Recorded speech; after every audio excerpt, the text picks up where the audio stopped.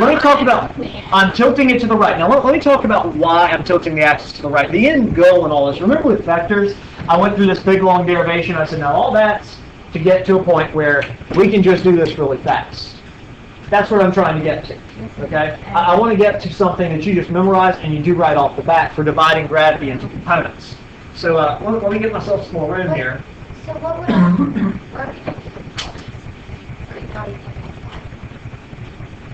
Let me get to that. So here's my ramp. Let me draw a nice big ramp here. Yeah. And let's keep our 20-degree angle.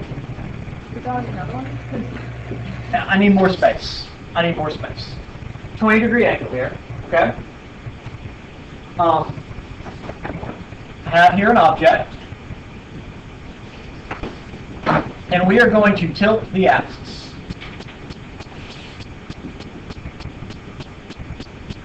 To where it's at, the entire axis is kind of tilted 20 degrees also. It's lined up with the ramp, not the normal up and down. Now, the only vector I know I'm going to have to break into components is going to be gravity. And gravity always goes straight down. Everybody get that? Now, follow these next steps with me. Okay. I'm going to extend gravity downwards. Check out that right triangle. Made inside the ramp. Good? This means that angle right there would be what? 70. Does everyone see that? That would be 70 degrees. Yes? Which means you shifted your angle, you shifted your axis to 20 degrees. Correct. Now let me add over to another angle. That's what? 20. Okay, here's the point that I need you to see right now. This angle and the angle of the ramp are the same. All we did was just some very simple trick to get around that. Okay? Does everyone see why that's 20? Yeah. All right. Does everyone see how I got my 70? Yes. Okay. Now, look at the XY axis. Take your eyes. Now that we see the 70, take your eyes off of the ramp and just look at the XY axis. This entire angle right here is a right angle. Does anyone see that? And I know a part of that right angle is 70. That leaves the other part of that right angle to be 20.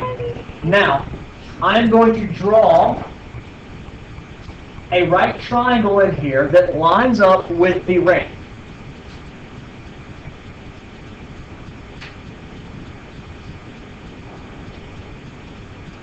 A right triangle that lines up with ramp. Let me see if I can actually do this.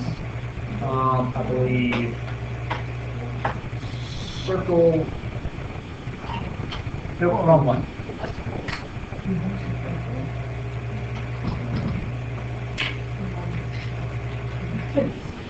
That did not. Okay. You should have put this on YouTube. It is on YouTube. It's going to be up there. Now, sorry. Yeah. Yeah, I just couldn't see it. Anyway, the 20 degrees right there. Okay. The circle doesn't zoom barely, just blocks it out. Anyway, the 20 degrees right there. In that right triangle. Now I'm drawing this I am drawing this in relation to. Yeah, that's still not working.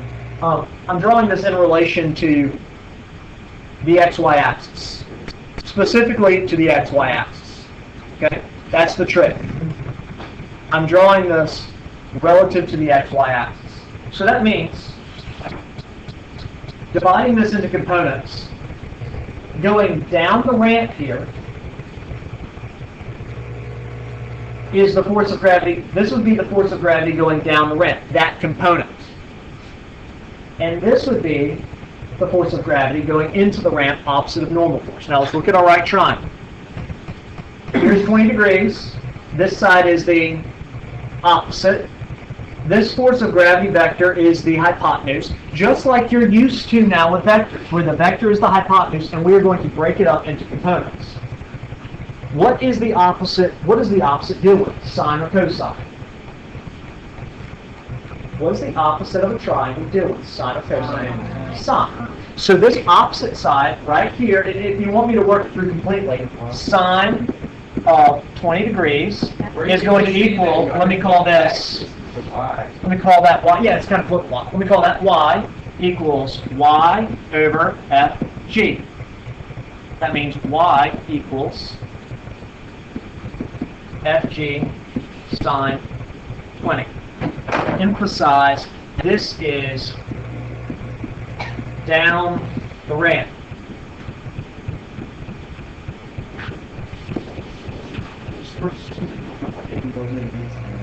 It's actually making a lot. Okay, but I'll get there. This is the part right here. Get that. Down the ramp, fg sine theta. Down the ramp, fg sine theta. Do you see the proof behind it? And I'm not overly concerned if it's not perfectly clear to you. I just need you to understand down the ramp, fg sine theta. Okay? That's the component that goes down the ramp. Leaving into the ramp, call this x.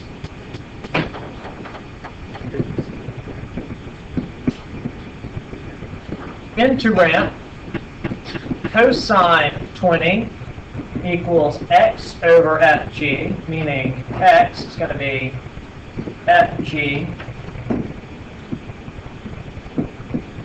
cosine 20.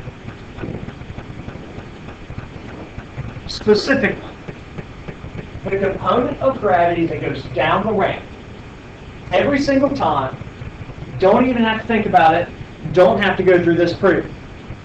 Fg sine theta. The component that goes down into the ramp, opposite of normal force. Don't need to think about it.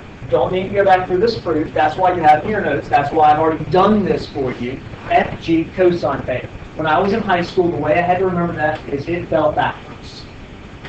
That's just how I had to do it. That's just how I had to do it.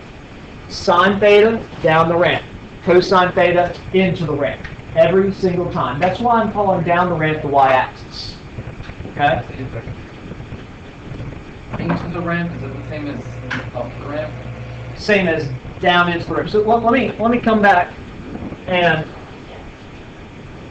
break this guy into components. So here I have tilted my axis, right? I had normal force, I had tension, I had force of friction, and I had gravity going straight down. Now whenever I want to break into components, remember the ramp looks something like this. Okay, here's theta. The ramp looks something like that. Here's my object, remember from before, and there was a string going over, right? The object was getting up the ramp. This is now going to become a free body diagram. Normal force, already on the axis, don't have to worry about it. Tension, already on the axis, don't have to worry about it. Force of friction, already on the axis, don't have to worry about it. The only change I have to do is to gravity. Sine theta goes down the ramp. I don't even need to think about it. I just put down the ramp, Fg sine theta. And I'll need to think about what goes down into the ramp, opposite normal force. That's what the proof is for. Fg cosine theta. That theta being the angle of the ramp.